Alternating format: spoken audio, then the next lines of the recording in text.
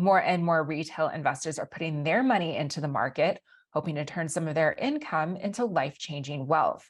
And while stocks can be millionaire makers, your way to get there may vary. So, what strategies can investors take to hit the $1 million mark? And how can they manage their expectations along the way? On this IBD Explains, we ask, how long does it take to make that first million? Joining me with his insights is IBD's personal finance and management editor, Matt Krantz. So, Matt, more and more people are looking to the stock market with the intention of making some life-changing money. But I think the question on everyone's mind is, how long exactly does that take? That's a great question. I've got a kind of a shocking statistic for you. If you had just $1, you can be a millionaire in 30 years. There's just one catch. You have to get an annual return of 58.5%. That's pretty high. The S&P usually does about 10% a year, but not impossible. NVIDIA's done like twice that this year. In fact, there's been 6 or 7 S&P 500 stocks alone that have returned as much as you need to turn a $1 into $1 million in 30 years.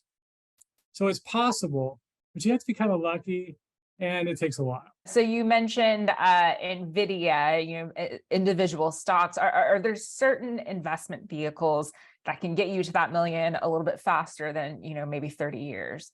Yeah, so you have a couple levers you can pull. So if you started with $10,000 instead of $1, that helps a lot. And if you make regular contributions, that helps too. So let's change the scenario. Let's say you start with $10,000 and you invest $10,000 a year. You can have $1 million in 30 years if you only get a return of 6.9%. That's a walk in the park. You could get that easily with like a pretty conservative portfolio of bonds and stocks. And that really explains why a lot of people are now kind of looking for different options to get safer returns on their money. And what about playing different sectors or themes? Can you get some solid returns there? Absolutely. So with most people that will invest in the S&P 500, you can expect a roughly 10% annual return, and that's pretty good. But if you get lucky and you hit a hot sector, you can do a lot better. So for example, in the last 5 years, as you invested in the information technology sector, your return was twice that, or 20%. So that really turbocharges how long it takes to become a millionaire. And it doesn't take long when you start hitting 20% returns in a year. Now, what if I am just the type of person where I don't have a lot of time to be researching different stocks or sectors? I just want to put my money into like a S&P 500 ETF and I just want to set it and forget it. What's the time horizon looking like there? Yeah, so you can really speed it up. So you can double your money with the S&P 500 about every 10 years or less. So it really depends on how much you start with and then how much you put in. So let's say we take a scenario. Let's say you start with $100,000, and let's say you put in about $1,000 a year. In 30 years, you can get to $1 million with just a 7.6% return. That's not that bad.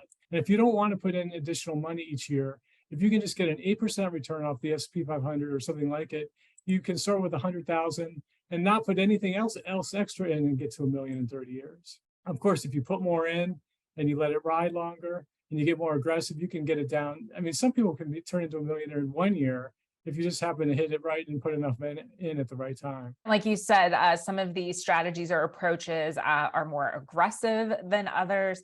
So as an individual investor, how can I best determine what strategy or time horizon is right for me and fits my investing style?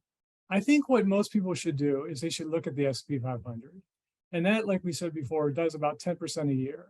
So that is a real reasonable return for your stock part of your portfolio. And if you're young, you can pretty much go all in on the S&P 500, just let that thing ride for 30 years. If you're older, you want to mix in some bonds. That brings down the returns a little bit. But at that point, you'd have more invested and have a little bit more money that you can put in. So I think I'm a big fan of the S&P 500 for people who don't want to kind of manage their money. But if you want to get better returns or you need better returns or you want to be a millionaire faster, then absolutely strategies like IBD's Can Slim can really turbocharge and get you to the million faster. We've talked about, different starting points, putting in different amounts of money, but I think for some beginning investors, it can be maybe a little bit intimidating, or maybe the thought is that you need a bunch of money to make that million. And I know something Bill O'Neill always was passionate and preaching about. It doesn't matter how much you start with, just start. So if you're someone that maybe doesn't have all the disposable income in the world, what is the best way to build that first million. Yeah, and he was totally right. I mean, a more realistic statistic would be someone who starts with nothing and they invest $10,000 a year, which sounds like a lot, but for most people, they can carve out at least that much. If you can do that and invest in a conservative basket of stocks and only get 7% returns a year, you will be a millionaire in 30 years. And it's one of these things, if you just start it and forget about it and just do it automatically, time flies. And before you know it, you're like, wow, I'm a millionaire. I've heard people tell me that before.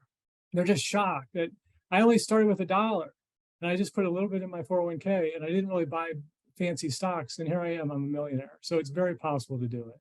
All right, Matt. Well, thanks so much for your insights today. And I'm going to be keeping an eye on that calendar there and seeing how much progress I make. All right. Thanks so much.